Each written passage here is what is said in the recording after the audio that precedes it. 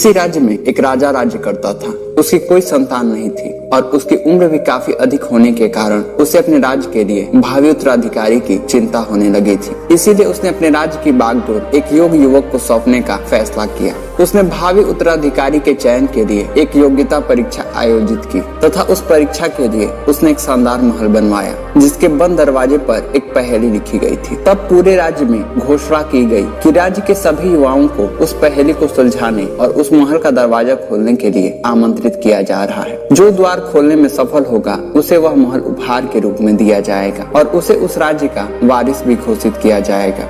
घोषणा के दिन से ही उस नवनिर्मित महल के सामने युवाओं का तांता लगने लगा था। सुबह से शाम तक युवक वहां आकर दरवाजे पर लिखी पहेली को सुलझाने की कोशिश करते, लेकिन कोई भी उसे सुलझा नहीं पाता था। कई दिन बीत गए, यहाँ तक कि वहाँ के सबसे बुद्धिमान भी उस पहेली का हल नहीं ढूंढ पाए और सबने हार मान ली। तब एक दिन दूसरे राज्य के युवाओं को आमंत्रित किया गया। कई प्रसिद्ध और बुद्धिमान युवा वहाँ आए, लेकिन जैसे जैसे दिन ढलता गया एक एक करके सभी चले गए। अंत में केवल 3 लोग बचे थे। उनमें से 2 अन्य राज्य के थे और तीसरा उसी राज्य के एक छोटे से गाँव का साधारण युवक था। जहाँ दूसरे राज्य के दोनों युवक पहेली को सुलझाने में लगे थे, वही गाँव का वह युवक एक कोने में खड़ा उन्हें देख रहा था। जब राजा ने उसे इस तरह खड़ा देखा तो उन्होंने उसे बुलाकर पूछा, आप इस पहेली को हल करने की कोशिश क्यों नहीं कर रहे हैं? महाराज, मैं यहाँ प्रतिष्ठित लोगों को देखने आया हूँ। यदि वे समाधान ढूंढते हैं तो उनमें से एक राज्य का उत्तराधिकारी बन जाएगा। इससे अधिक खुशी की बात क्या हो सकती है?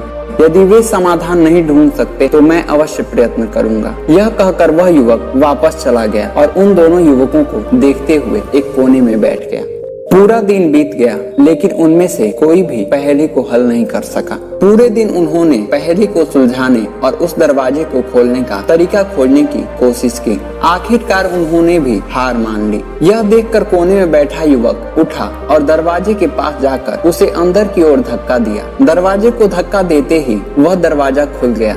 दरवाजा खुलते ही लोग आकर उससे पूछने लगे कि ये कैसे किया, वह पहेली को सुलझाने और उस दरवाजे को खोलने में कैसे सक्षम हुआ। युवक ने उत्तर दिया, जब मैं बैठा था और सभी को उस पहेली को सुलझाने की कोशिश करते देख रहा था, तब मेरे दिमाग में एक विचार आया कि दरवाजा खोलने के लिए कोई पहेली नहीं हो सकती, क्योंकि अगर होती तो अवश्य ही अब तक सुलझ गई होती। तो इसलिए मैं गया और दरवाजे को धक्का दिया, जिसकी वजह से दरवाजा खुल गया। राजा ने उस युवक का उत्तर सुना और वह बहुत प्रसन्न हुआ। जैसा कि वादा किया गया था, तो उस युवक को वह महल उपहार के रूप में दिया गया तथा उसे राज्य का उत्तराधिकारी भी घोषित किया गया।